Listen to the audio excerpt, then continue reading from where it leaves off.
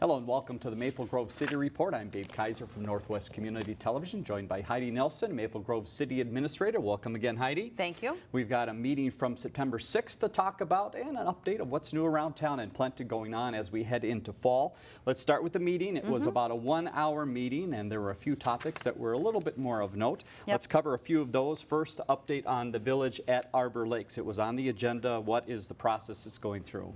Yeah, so what the council looked at last evening was a revised plat for the village at Arbor Lakes. The developer came back to us and wanted to change some of the platted lots back to outlots to better reflect the phasing or the timeline for the development of the project. So with this revised plat, the south portion of the project, which is the commercial portion of the project, has one platted lot, and we're likely to see some activity, construction activity on that site even yet this year, and that would be for kind of the two commercial buildings kind of in the southern central portion of the project. Okay. And then on the north side, all of those lots on the residential side of the project switch to outlots. So we anticipate that the developer is going to kind of take a pause on that residential piece until the spring. So likely not seeing any activity there. We do hope that the construction of the road and the infrastructure, kind of Arbor Lakes Parkway moving to the east there, will get underway here in the next week or so. So you'll see that activity there, but just kind of shifting some of the phasing and timeline for the project there. So the commercial work that will come earliest now will be to the north of the parkway, of the new parkway going through, or will it be to the south between Yep, to the south. Brooklyn Boulevard or Elm Creek Boulevard? All Just right. north of Elm Creek Boulevard Okay. and east of Hemlock there, kind of right in the center of the site. Right, to finish off that fourth corner of the area. That's correct. Yep. Okay, Yeah. good. Well, keep an eye on that work going ahead, and again, a little bit of change in the order of things, but we'll Yes, keep you up to little bit. date on that process. Another item on the council agenda was taxes. Let's talk a little bit about the tax levy. We have discussed that the budget process has been going through its steps, and this was another step in that process. Yeah, so last night we set the preliminary tax levy for the 2017 fiscal year. We need to do that by September 30th. We have to report what our preliminary levy number will be to Hennepin County by that time frame. So brought that to the council here last evening in early September.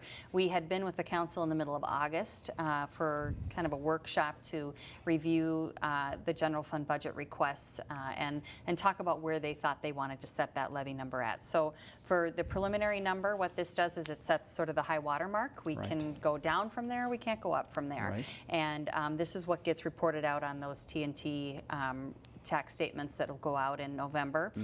So right now we're sitting at about a 3% levy increase, reflects about a $7 per year increase on the average home in Maple Grove. So average home in Maple Grove is around $275,000. So the council, I think, has a history of sort of tracking sort of inflation and growth and trying to track the budget to those numbers.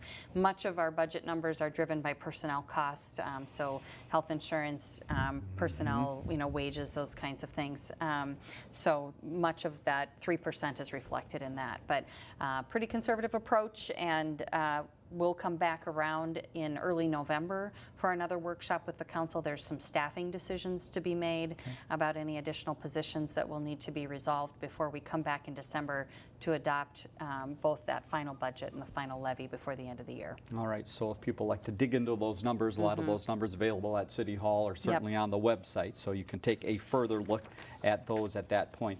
Community development, one of the longer items of the meeting was Hyvee, and Hyvee 2, as we're saying, no 1, as we're saying now. Give us the overview of kind of the history of Hyvee and how it's evolving in the city, and what the main discussion was last night about the northern part up by the Groves. Yeah, so as you may recall, we approved a Hyvee project for the corner of Bass Lake Road and 101 earlier this year, earlier this summer, and that was a project that had, I think there had been past proposals that had come forward on that corner, had kind of come up, and then I fell down a bit during the recession, and now the Hyvee project came back there at that corner. Tremendous community support for that project out at 101 and Bass Lake Road, that west side of Maple Grove, and the residential areas both to the south and to the west there. really not served by any type of a grocery operation, gas, those types of things, convenience items. So a lot of community support for that project. We approved that one back earlier in the summer. We knew that they were working on a site up north on Maple Grove Parkway, just kind of across the street from Super Target to the south and east there. What will be right off the new 610 exit ramp. Right. So really that property kind of becomes highway commercial frontage property. They had some issues there on that real estate that they needed to work through with some pharmacy restrictions, and they've been working through that. That site's a little more complicated. It has some wetlands and some tree issues that we've been working through and trying to shift the building and the parking a bit so that we can reduce some of those impacts. And so now they're bringing that one through the process. I think from Hyvee's perspective, they felt that that was their first store in Maple Grove. Could have been number one, right? Could have been number one for them. Our perception was more that the one at 101 and Bass Lake Road was number one. So we talked a little bit about the timing of those two stores last night, and they also reflected that they've heard quite a bit from the community, the support for the Southwest store. So our goal was hopefully they come along at least concurrently, and we've expressed that desire to Hyvee. But this was in front of the council last night for a concept stage review. So kind of the first look at this by the city council was in front of Planning Commission last month. So they'll have another go at this, another look, and when the plans come back, a little more detail flushed out. There is a residential component to this, kind of just due east of where the Hyvee store would sit. There's a tract of land there that would be available for additional development. Their plan is for either multifamily or senior type housing, and that would kind of sit between the store and the University of Minnesota Clinic to the east. So we don't have a whole lot of detail on that yet. They would look to bring a partner in on that, a housing developer, to do that component of the project. But the response of the council was favorable to the proposal. They talked a little bit about the wetlands and some of the access features of the site. But I think in general, pretty favorable response, and hopefully we can see both those stores come along at the same time schedule. So what is the guess on the next time this will come before the council? I'm not sure if it'll be back in front of them on the 19th. It might be the first meeting in October, depending on kind of some of the more detailed work that they need to do on their plans between now and that next kind of development stage consideration. Right, all right. We will keep you up to date. Certainly in the next month. Okay, there was a separate meeting within the council meeting. It was the HRA meeting, and the reason there was to discuss that levy. Just give us a little overview of why that body looks at this and how that money's used. Yeah, so the City Council also sits as the Housing and Redevelopment Authority, and one of the projects or the initiatives that the Housing Redevelopment Authority has worked on is affordable housing in the community.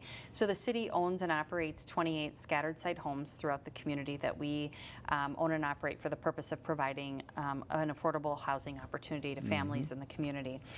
Part of this levy, it's been consistent since the late 90s at $150,000 a year, supports the staff time associated with managing our housing programs, as well as provides some funding to support the payoff of the debt or the loans for those homes that were purchased over the years for the scattered site program. So consistent levy every year, $150,000 to support those housing programs. But that came in front of the HRA, the council as that body last night. All right, then they hop back to the council meeting for a few staff updates. One of those updates from Ken Ashfield, and it talked about some cleanup dates. So if you have your pencils out, mark these dates down. On September 26th, it is the curbside pickup day, and October 1st is the Public Works drop-off day. And if you've been a resident of Maple Grove, you know exactly what these means. But basically, the city offers a hand to help people clean up as they head into fall, correct? Yeah, so we're looking to collect those items in your yard or garage that need to go away. And so you can fit your cars in for winter, right? Right, get everything back inside the garage for the winter season. You know, it's really part of the program to help us manage kind of from a code enforcement nuisance perspective, clean up your yards, get that stuff out to the curb. There's information on our website. I know there is charges for some of the Correct. certain products, but are certain things that would need to be taken away. But not only the curbside, but there's also the drop-off at Public Works, as you mentioned, in Right. early October. So encourage our residents to kind of go through their garages, make sure they're cleaning up their yards and keeping Maple Grove beautiful, and take advantage of these opportunities to get rid of some of those items that are no longer needed. We'll mention it again the next time we're together, but again, that information on the city's website. And in your update, there was just one noted item, was Suburban Transit Authority. And believe it or not, there's a little connection between the Southwest Light Rail line and the city of Maple Grove. Tell us what you're looking at and why this is something you're paying attention to. Yeah, so we've certainly followed along for the Southwest Light Rail discussion all along. We, of course, that serves the Southwest Metro, but as we look forward to the future of light rail, the line that would come up Bottineau through Bookham Park is an opportunity for Maple Grove to connect to that. So we've certainly watched that process, it move through the legislative process this year. In the past couple weeks, a funding solution has been established for Southwest Light Rail that would pull on some of the MVEST money, so the motor vehicle sales tax money that Met Council has purview over. The interesting piece is those are dollars that are typically available to suburban transit authorities to support bus operations. Right. So our interest is in understanding what the impacts of that Southwest Light Rail obligation is going to be on those MVEST dollars. What does that mean to not only Maple Grove as a suburban transit provider, but also other suburban transit Right. providers down around, whether it's Plymouth or Southwest, MVT, all those that provide service around the suburban area. So we're monitoring that. Okay.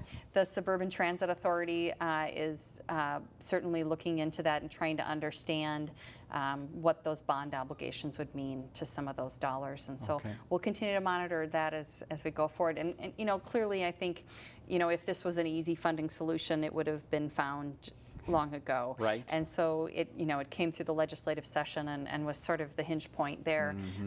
So clearly, if we're going to identify another funding source, there's probably going to be impacts to that. I think the goal is to understand what does that mean Okay. to our operations and that of our neighbors. Very good.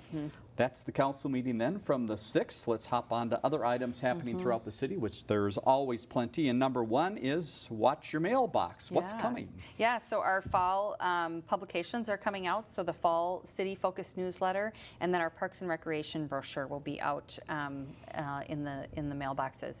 Our city newsletter, of course, is available on our website, as well as the Parks and Recreation brochure information available on their website. So certainly you can tap those, and then there's extra paper copies available at City Hall if you'd like Perfect. to stop by and pick one up. All right, so look for those in the mail or on the website. Speaking of the website, another thing that is now on the website is the community survey. Give us an update of what is happening with the survey and why people should look to the website. Yeah, so we embarked on the community survey. We've talked about this a couple of times, Yeah. but the purpose, we wanted to get out to the community and ask the questions about their experiences living in the community, working in the community, and get feedback from them. Maple Grove has done a community survey for several years and typically does it at about a 5-year cadence, so about every 5 years. Heading into the comp plan update and starting out with some of our economic development initiatives, we felt it was important to kind of move that timeline up by about 18 months and get out to the community and ask those questions now. So we're doing the mail survey. Right. Most survey companies have sort of abandoned the phone survey Yes. because many landlines have gone away. So we're doing it in a mail version now. So if you received a postcard in the mail, you might have received a follow-up survey. We'd really appreciate it if you would take the time to fill that out and get that feedback to us. It's important that we know how our residents feel about the community that they live in. In addition, we have an online version of that survey available. So if you didn't receive the mailing version of the survey, you can go online and complete that survey there. Okay. 2 separate data sets. Right. So the mail survey will be sort of the statistically significant data set. Exactly. The online portion will be kept separate, but it's another good information piece. And that is a way for us to kind of test the data that we see. Is there similarities? Is there differences? And just provides a really good input to not only our comp planning process, our economic development efforts, but just the services we provide in general at the city. So, And is there a deadline on that of when you'd like people to complete that by? you know, I think there is. I think it's the end of the month. I think it's Okay. the end of September because we're looking to kind of wrap up that data collection in October Okay. and then get some reports over to the council hopefully before the end of the year. So Good. that's kind of the timeline on that. So if you'd like to give feedback, make sure you head to that website quickly. Swimming pools, unfortunately some sad news for the pools, but there's a ray of hope. So Yep. the outdoor pool is now closed, It done for the is. season. Yep. I take it went well. It did. Busy season. We had a hot summer, Yeah. so that has been well received again this year. The indoor pool does close for a couple months at the beginning of September every Okay. year for maintenance, so we're in that period right now. We do have some arrangements made with the school district to provide some access to their indoor pools during this maintenance period for Perfect. those that rely on that for lap swimming and need access to a pool. So Okay. information is available about that on the website as well. Excellent. Let's talk about Town Green. Speaking of the seasons changing a little Yeah. bit, one more movie. One more movie, yes, this Friday night, September 9th. The movie is Vertigo. So that is wraps up that season there Okay. at the Town Green for those movies. We do have some fall weddings booked at the venue, and then just a reminder, that room kind of at the top of the Town Green there, kind of the glass encased room, that is available for rental for events, family events, bridal showers, baby showers, very popular. So Yeah, very nice as you space. move through the winter months, it's kind of a nice place to gather. All right, one more fall item. We're not done yet. Yep. Street sweeping, a must to have done in the fall. Yeah, So we'll so- see machines out. You will, and we try to kind of wait till most of the leaves are gone so we capture that Good. foliage laying in the streets and get that out of the way of the storm drains. But yeah, we don't have exact dates set yet here. Right now, we're just dealing with the rain that won't stop. Exactly. So we'll see how this fall moves along here and how quickly things start to cool down and when the leaves might fall. So Okay. pay attention for that coming up. All right, Yep. one fun part of fall that's now coming, kind of a transition from summer to fall, is the farmer's market. Yes. And I hear there are some great new things out at the market. So if you've been there a few times during the summer, come back because there's much more. Give us an update on some things coming up at the market. Yeah, so the Senior September at the Maple Groves Farmers Market, we celebrate a month-long celebration of the loyal and vibrant senior community in Maple Grove, and so they have several events going on. They are all sponsored by Silver Creek on Main, which is a senior housing facility right there off of Main Street Right. and Weaver Lake. They have prize drawings going each week, and then they're giving away some wheeled shopping baskets so Very that you nice. could use at the farmers Good. market, and Silver Creek Fitness Center passes. So Silver Creek actually has a fitness center within their building that you can have an outside membership to, and then these fitness passes would provide you an opportunity to go try that. They also have pot holders, giveaway pot holders that have kind of the farmers market branding on. Who doesn't So- need a potholder? Right? Yep, very fun. And then food samplings. So on September 8th and September 22nd, the cooks from Silver Creek will be there kind of sharing some of their Very creations nice. from their kitchens. So, and I've had the opportunity to have lunch there. It's very lovely. They do a nice job. So that should be a nice addition to the farmers market. We also have a lot of the fall products coming right, online. some of those so things in the apples, jars and squashes, cans, yep. pumpkins, all those kinds of things. So more of that kind of product showing up at the market in the next few weeks as well. Thursdays in September, 3 to 7 p.m., and that's at the Maple Grove Community Center, so a Yep. great place to stop. A couple police-related items. Let's touch on first, Police Explorers recruiting. For those that are younger in the city and might have an interest, you've got an opportunity for them. Yeah, so this is a program that's open for youth ages 14 through 20. It's the Maple Grove Police Explorer program, and it's a great way for youth to learn about law enforcement, policing practices, and how officers handle situations they face on a daily basis. Our Police Explorer program has the opportunity to go through a number of different training scenarios throughout the year. They attend an annual conference that's typically at an off-site location every year. And this is just a great way, even if the youth isn't specifically interested in a law enforcement career, Right. it's just a great way for them to kind of gain some confidence in how they deal with situations in their life on a daily basis as well. The informational meeting will be on Monday, September 12th at 7 p.m., and that is going to be held at the North Metro Range. That's just off at 89th Avenue up Right. there, just kind of south of the Public Works facility. Parents are welcome and encouraged to attend with their child, and you don't have to sign up for the meeting. It's just kind of a open house informational meeting. So we encourage folks that are interested to come on out and take part in that. Yeah, neat opportunity. And for those that are a little bit older and can't get into the academy, there's another academy. This is the Citizens Police Academy, so an opportunity for those a little older to take some time to learn a lot more about the police department and the city. Tell us a little bit about that. Yeah, so our Citizen Police Academy is starting at the end of September and it will run through early December. They're accepting applications to this through September 15th, and that information is available on our website. So it runs 11 weeks every Tuesday evening, and then there's a graduation event at the end. It's free to participate, and the details are on the city website. But similar to the Explorer program, this kind of takes a broad look at law enforcement activities, and so they Right. bring in different speakers on the various issues that we face in the community. Other agencies come in and talk about some of the some of the social issues facing our residents, Sure. and provides a really good broad-based education about the law enforcement work that we do in the community. So this is a great opportunity.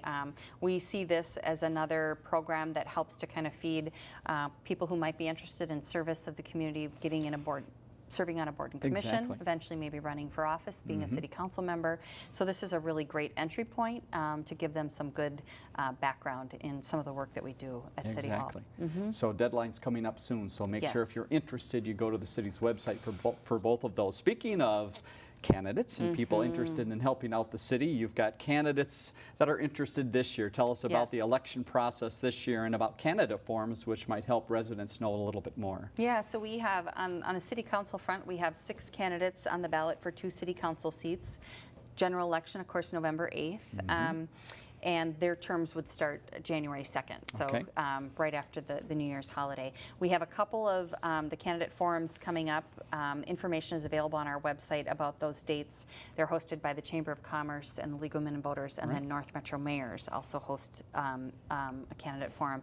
Candidate forums are both, they include the school district races, the District 34 Senate and House races, and then County Commissioner District 7 race, and then of course our city council race as well. So great opportunity Yes. to see those forums. They will be live on Channel 16 and then replays on Channel 12. So if you're not able to get out on those specific evenings for those forums, you can always catch them on Channel 12 as a replay. And available online as Yep. well through Yep. the city's website and through Channel 12, so you'll Yes. have a chance to see those. Final note we want to make is the photo contest. And if you've looked at the city's website recently, Yeah. you've seen some of the entries, and they are fantastic. Tell us about the number that you received this year in the process that has just happened.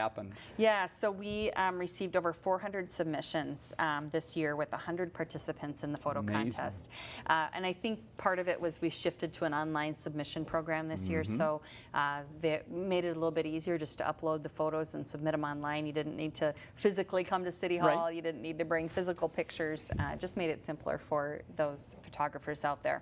So we had 16 winning entries in the photo contest, and they will receive their prize at the City Council meeting on September 19th. Great. And then we're using those on our city website, the newsletter, social media, and then we'll continue to do that throughout the year to kind of display the timing with the events, and some of the pictures more time to the seasons. Sure. And so it's nice, it's great for city staff to have You bet. sort of those local photos, local flavor to be able to use instead of using stock photos. Yeah. They're real life in Maple Grove, and they represent that. And so we really appreciate the time everyone took to submit those photos. We appreciate that effort, and hopefully you'll see some of that roll out through our various communications. Excellent, I'm sure you will. Heidi, thank you again for the time. You're That welcome. is your Thank update you. here as we begin the month, but there's another meeting coming up in September. Let's take a look at that. It is September 19th, the Monday. 7:30 at the Government Center. Phone number at the bottom of the screen and the website right there in the middle. And again, we mentioned a lot of references to that site where you can get information, also social media, a great way to stay in touch with the City of Maple Grove. And if you have any questions or comments, our viewer response line is 763-533-1710. Give us a call. We'll try to answer your question here on the program. For Heidi Nelson, I'm Dave Kaiser. Thanks for joining us on the Maple Grove City Report.